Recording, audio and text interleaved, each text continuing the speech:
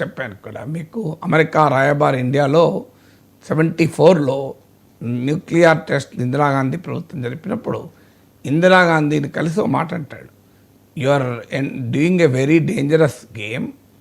మీరు అణ్వాయుధాలు టెస్ట్ చేశారు, ఇప్పుడు పాకిస్తాన్ కూడా అదే పని చేస్తుంది. కానీ ప్రమాదం ఏంటంటే వాళ్ళు మూర్ఖులు. గురువారం థర్స్డే లోప మాకు కాశ్మీర్ ఇచ్చేయండి, లేదా ఫ్రైడే రోజు స్వర్గంలో కలుసుకుందామంటారు.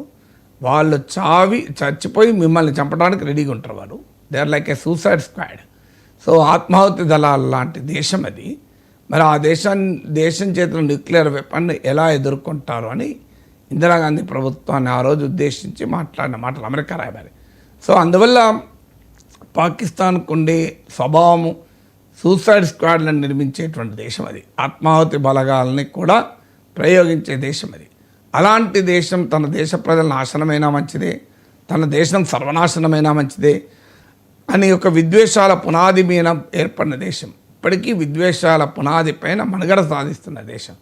అందువల్ల మరి ఈ దాడి చేయదా అన్నదాడి దట్ పాసిబిలిటీ ఉంటుంది. అందుకే భారతదేశం కొట్టిపారేయడం లేదు కదా. దీన్ని ఎలా ఎదుర్కోవాలంటానికి భారతదేశం వ్యూహం రచించాలి. ఒకటి వ్యూహం ఏంటి అంటే యునైటెడ్ నేషన్స్లో ఇవాళ రైజ్ చేయాలి ఇండియా. చూడండి, పాకిస్తాన్ న్యూక్లియర్ వెపన్స్ వాడుతూ అంటుంది. అణ్వాయుధాలు వాడితే మరి ప్రపంచం ఊరుకుంటుందా? ప్రపంచం ఉపేక్షిస్తుందా?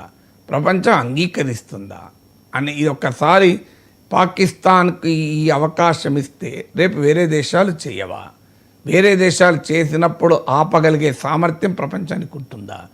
Are you not giving legitimacy to nuclear weapons అనేది మనం వరల్డ్లో బలంగా డిప్లొమాటిక్గా లేవనెత్తాలి. అంటే ఏ అంశాన్ని అయితే వాడుకొని ఇండియాను బ్లాక్మెయిల్ చేయాలని పాకిస్తాన్ చూస్తుందో ఆ అంశంతోనే పాకిస్తాన్ ఐసోలేట్ చేయాలి. ఎవ్రీ క్రైసిస్ గివ్స్ ఎన్ అపార్చునిటీ. ఇప్పుడు nuclear blackmail is a crisis. Opportunity ఏంటి? దాన్నే ఉపయోగించి పాకిస్తాన్ ఐసోలేట్ చేయాలి. రెండవది ఏంటంటే స్ట్రాటజిక్ పాలసీలో వ్యూహాత్మకంగా ఇది పూర్తి స్థాయి యుద్ధము లేదా అణుయుద్ధం వైపుగా వెళ్ళకుండా మన అటాక్ ఉండాలి. నేను డే 1 నుంచి ఇదే చెప్తున్నాను. చాలామంది యుద్ధం అని రంకరేస్తుంటారు సోషల్ మీడియాలో. డే 1 చెప్తున్నాను, పాకిస్తాన్కు బుద్ధి చెప్పాల్సిందే. పాకిస్తాన్కు నిర్ణయాత్మకమైన బుద్ధి చెప్పాలి, డిసిసివ్గా బుద్ధి చెప్పాల్సిందే, మళ్ళీ మామూలుగా కాదు. కానీ అది ఎక్కడి దాకా ఉండాలి అంటే full scale war, nuclear war వరకు వెళ్ళకుండా ఉండాలి.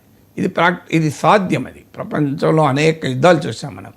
సో ఏ కాన్ఫరెంట్ లో ఇంటెన్సిటీ వార్ అని ఇలా రకరకాల పేర్లు ఉంటాయి. That is the strategic option. ఆ వివరాలు మనము చెప్పాల్సిన అవసరం లేదు. Government of India knows it.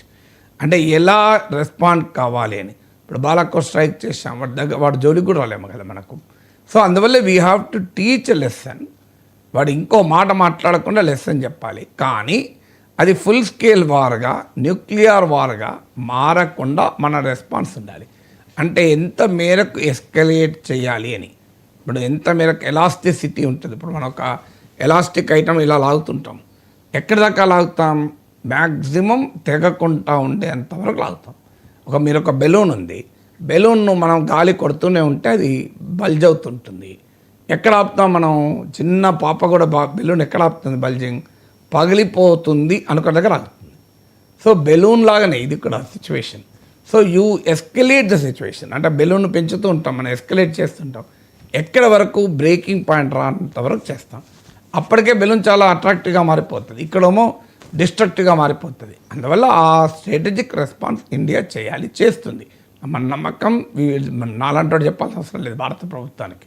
So అందువల్ల ఇది రెండవ ఎగ్జాంపుల్. ఇక పాకిస్తాన్ చెప్తున్నది ఏంటంటే టాక్టికల్ న్యూక్లియర్ వెపన్ వాడతాము అని అంటున్నారు. న్యూక్లియర్ వెపన్స్లో 2 రకాలుగా ఉంటాయి. ఒకటి స్ట్రాటజిక్ న్యూక్లియర్ వెపన్ అని, రెండోది టాక్టికల్ న్యూక్లియర్ వెపన్ అని.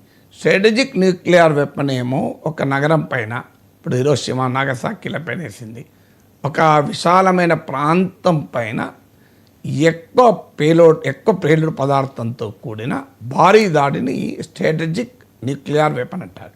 టాక్టికల్ న్యూక్లియర్ వెపన్ ఏంటంటే బ్యాటిల్ ఫీల్డ్లో వాడతారు. అంటే శత్రువులు నీ వైపు వస్తున్నాయి, వారిని నిరోధించాలి, వారిని వెనక్కు తోయాలి, వాళ్ళని అంతం చేయాలి. అప్పుడు టాక్టికల్ న్యూక్లియర్ వెపన్ వాడతారు. అంటే అది బ్యాటిల్ ఫీల్డ్ వెపన్ అది. సో అందువల్ల ఆ టాక్టికల్ న్యూక్లియర్ వెపన్ కూడా చాలా ప్రమాదకరమే.